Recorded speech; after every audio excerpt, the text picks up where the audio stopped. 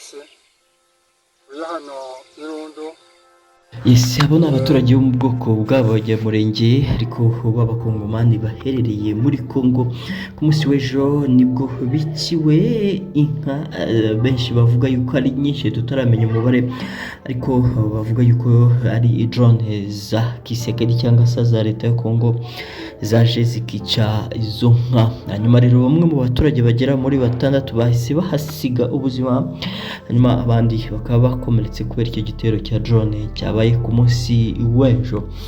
Nyuma kandi ku munsi w'ejo mu masaha y'ijoro nibwo uwitwa Denise Nyachiro Kisekedi, akaba umugore wa perezida wa Congo Chilombo Kisekedi, nibwo yatewe n'abantu bataramenyekana muri Leta Zunze Ubumwe za Amerika.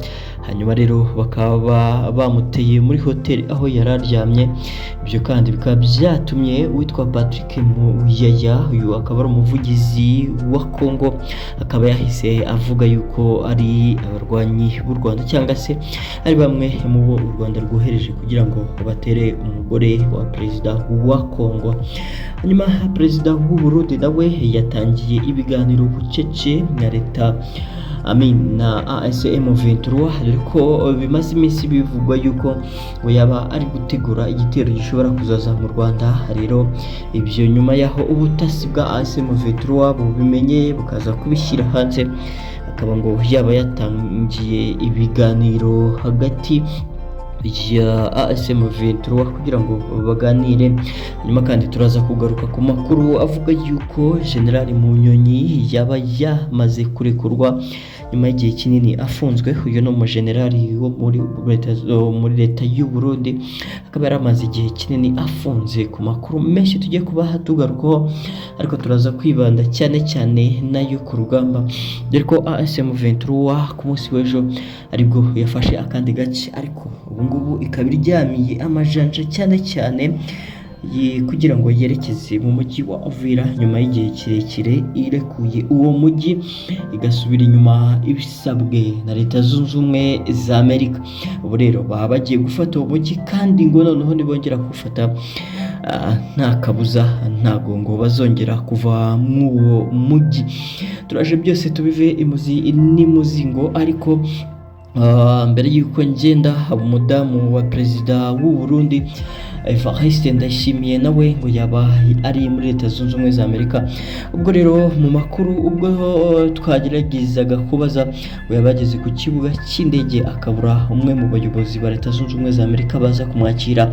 Ariko rero bamwe mu Barundi basanzwe baba muri Leta Zunze Ubumwe za Amerika bakaba baje guhita bakira umudamu wa perezida wabo, bakaba bamutwaye muri hoteli nawe agomba kuba aruhukiyemo.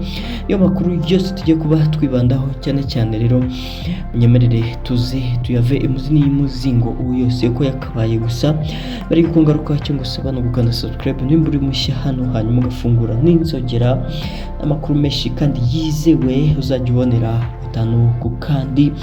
Nawe wakoze subscribe uri umuntu w'umugabo, uri umuntu w'agaciro, reka ukande like hanyuma na sharing ino video, ndetse duhe n'igitekerezo cyawe kubyumva iyo twahindura ndetse n'icyo twakongera ku makuru tubagezeho. Nimba ari n'amakuru kandi wifuza ko tuzajya tuvuga, nayo waduha igitekerezo cyawe nibyo twahindura muri aya makuru tubagezeho umunsi ku wundi. N'amakuru tuzajya tubagezeho gatanu ku kandi, ariko ngaruka mu masegonda makeya tuve muzi n'imuzingo izi nkuru zose. Yes, ni mu ijoro ryakeye ubwo rero bamwe mu batangazamakuru ndetse n'ibinyamakuru bigiye bikomeye byanditse iyi nkuru, ndetse uwitwa Patrick Muyaya nawe akayigarukaho, n'uwitwa Nyachiro Denise Nyachiro Kisekedi, uyu akaba ari perezida wa Congo, perezida ndetse umaze iminsi yisanga cyane cyane muri saga zigiye zikomeye cyane cyane hagati ya ASM23. Ariko rero uyu Denise Nyachiro Kisekedi ubundi ku munsi w'ejo yerekeje muri Leta Zunze Ubumwe za Amerika, ahagurutse i Kinshasa, hanyuma afata rutemikirere yerekeza muri Leta Zunze Ubumwe za Amerika. Bisanzwe bari bagiye mu nama, hanyuma iyo nama yari yateguwe n'umudamu wa perezida wa Leta Zunze Ubumwe za Amerika Donald Trump, akaba ngo ari inama yo kwiga ku inama yatumiwemo abagore b'ibihugu bigiye bitandukanye. Hanyuma madamu w'igihugu cya Kongo nawe akaza kwisanga muri abo batumiwe, ndetse na madamu w'u Burundi. Abo bose rero bahagurutse mu bihugu byabo berekezayo, bateguriwe aho kurara nk'uko bisanzwe. Hanyuma rero akigera ku kibuga cy'indege yerekeje aho kurara muri hoteli nk'uko bisanzwe. Rero mu masaha y'isa saba zishyira saa munani, saa saba n'igice gutyo, nibwo Gatabaje avuga ko abantu bamumereye nabi bashaka kumwica.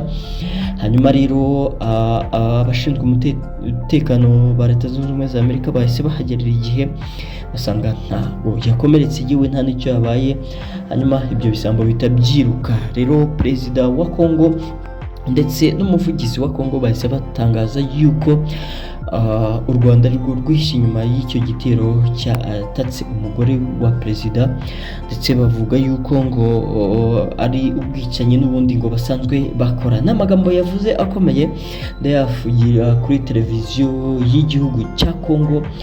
Ibyo rero bikaba byababaje u Rwanda, ariko na n'ubu ngubu bakaba nta kintu baratangaza kw'ayo makuru Patrick Muyaya yabyutse atangaza kuri televiziyo y'igihugu cya Kongo. Hanyuma rero ku munsi w'ejo kandi nibwo abakongomani bo mu bwoko bw'abanyamurenge biciwe inka, ndetse mu gitero cyakozwe na Kisekedi cyangwa se cyakozwe na leta ya Kongo. Madrone yaje atera bamwe mu baturage b'abanyamurenge kazi, ndetse no mu nka zari ziragiwe.